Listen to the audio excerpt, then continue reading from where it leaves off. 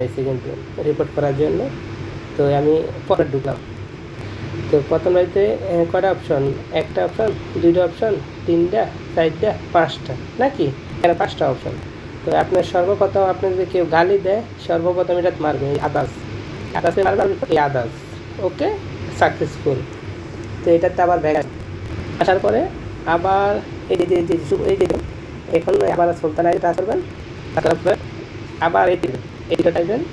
আসার পরে এখানে করার পরে এই যে নিচেরটা, এই যে নিচেতে এই যে আদার্স, এখানে দুটো এই যে একটা অপশন আর একটা অপশন। তো আমি প্রথম এটা এবার এটা আমি তারপরে সবসময় আদার্স, এই যে আদার্স মারবেন।